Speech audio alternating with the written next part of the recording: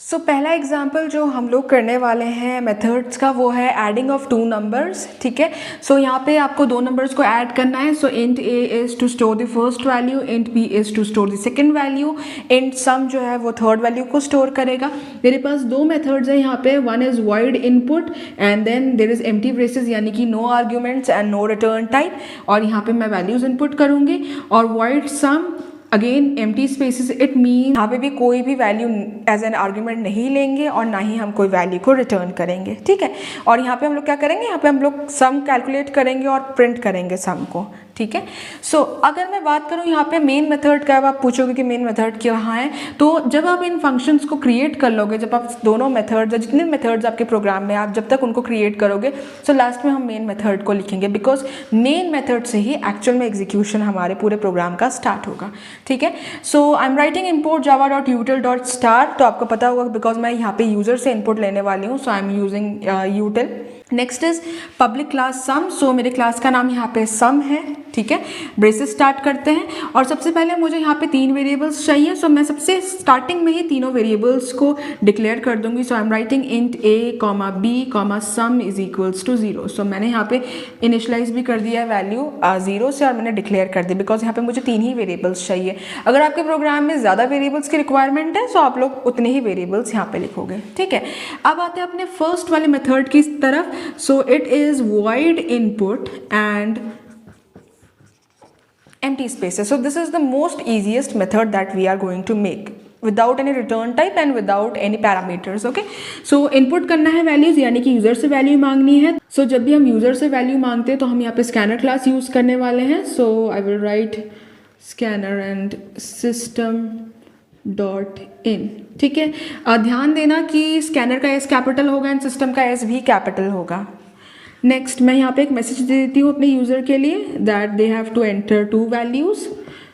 system.out.println enter two values. इससे क्या होगा, यूज़र के स्क्रीन पे एक मैसेज आ जाएगा कि एंटर टू वैल्यूज़। नाउ पहली वैल्यू हमें ए के अंदर चाहिए, I will write A is equals to sc dot next int पहली वैल्यू के लिए, then b is equals to sc dot next int दूसरी वैल्यू के लिए। Why I am writing sc dot next int because मैं integer value ले रही हूँ, इसीलिए मैं sc डॉट नेक्स्ट इंट लिख रही हूँ। अगर मैं यहाँ पे डबल वैल्यू लिखूंगी आई will right sc dot next double and again float के लिए sc dot next float and so on.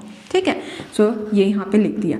तो यहाँ पे इनपुट के अंदर तो सिर्फ इनपुट ही करवानी थी values, we have done that. इसे कर देते हैं क्लोज। नेक्स्ट फंक्शन जो मेरा है दैट इज void सम, जहाँ पे मैं सम करूंगी, I will write void sum and then sum करने के लिए पता ही है सम नाम का वेरिएबल लिया है, I will write sum is equals to a plus b because a और b के अंदर मेरे दोनों ही वैल्यू स्टोर है। एंड देन यहीं पे हम लोग प्रिंट करवा देंगे, I will write system dot out dot print ln and then I will write here some.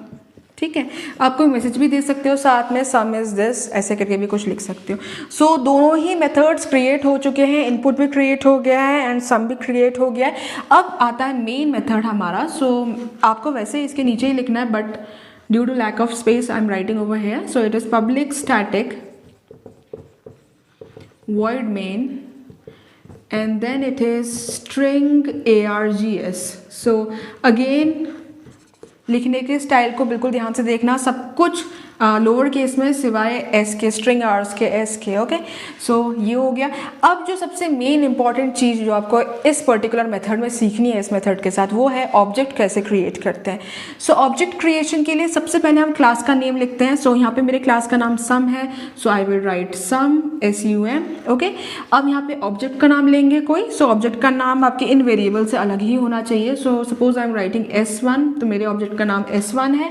Now हम लोग जो कीवर्ड यूज़ करते हैं क्रिएट करने के लिए ऑब्जेक्ट को, that is new. NEW new, again an important question for MCQ, which a particular keyword is use to create object, the answer is new. New लिखेंगे और फिर से हम क्लास का नाम लिखेंगे, I am writing sum. Okay, एक object create हो गया है s1 नाम का। अगर आपको और ज़्यादा ऑब्जेक्ट्स क्रिएट करने, you can write sum s2 equals to new sum, that is the second object, then sum s3 equals to new sum. ऐसे करके आप कितने भी ऑब्जेक्ट्स क्रिएट कर सकते हो। जब आपने ऑब्जेक्ट क्रिएट कर दिया, अब हम ऑब्जेक्ट की हेल्प से इन फंक्शंस को वन बाय वन कॉल करेंगे. So I will write first s1 dot input, because सबसे पहले तो मुझे इनपुट चाहिए, तभी तो मैं उसके बाद सम कैलकुलेट करूँगी. And second one is s1 dot sum. So मैंने यहाँ पे सम भी कैलकुलेट कर दिया. ओके, अब ये प्रोग्राम एग्जीक्यूट कैसे होगा. सबसे पहले प्रोग्राम स्टार्ट होगा, 3 वेरिएबल्स आ जाएंगे ए बी एंड सम. उसके बाद सीधे पब्लिक स्टैटिक वॉइड में आएगा प्रोग्राम. सबसे पहले एक s1 नाम का एक ऑब्जेक्ट क्रिएट करेगा. सो s1 के पास 3 वेरिएबल्स आ जाएंगे A B and sum. Next s1 dot input call होगा. तो जैसे ही आप यहाँ पे इनपुट कॉल करोगे तो वो डायरेक्टली यहाँ से इस पर्टिकुलर मेथड को कॉल कर देगा. सो यहाँ पे ये 2 वैल्यूज़ मांग रहे हैं, एंटर 2 वैल्यूज. सो स्क्रीन में आ जाएगा एंटर 2 वैल्यूज, ए के अंदर एक वैल्यू, बी के अंदर दूसरी वैल्यू. सपोज यूजर ने एंटर किया 100 एंड 200. ओके, नेक्स्ट हो गया, फंक्शन के अंदर इतना ही था. सेकंड, उसके बाद s1 डॉट सम है. सो s1 डॉट सम कॉल होगा. यहाँ पे sum is equals to a plus b. So a और b की वैल्यू 100 एंड 200 है. So your answer will become 300. System dot out dot print L N sum. So screen में आपके 300 print हो जाएगा. ओके, नेक्स्ट उसके बाद तो आगे कुछ भी नहीं है प्रोग्राम में, तो आपका जो प्रोग्राम है यहीं पे एंड हो जाएगा. बात करते हैं किस तरीके से ये कॉल होता है. जिस ऑर्डर में आप इसे लिखेंगे ये इसी ही ऑर्डर में कॉल होगा. So if I am writing input first, so input will be called first. अगर मैं यहाँ पे कोई फंक्शन को मिस आउट कर देती हूँ, उस मेथड का नाम नहीं लिखती हूँ, तो उस केस में क्या होगा, वो वाला मेथड नहीं कॉल होगा. तो आपको खुद यहाँ पे कॉल करना पड़ेगा कि किस ऑर्डर में आप अपने मेथड्स को कॉल करना चाहते हो. सो आई होप आप लोग को ये समझ आया होगा कि ये हम मेथड क्रिएशन एक्चुअल में करते कैसे हैं. सो आप कोई भी एक एग्जांपल लो एंड उसे ट्राई करो एक बार कि हम कैसे मेथड क्रिएट करते हैं. बाकी जो पैरामीटराइज्ड आपके पास मेथड्स होते हैं वो इसके बाद वाली वीडियो में आपको पता चल जाएगा. So thank you very much.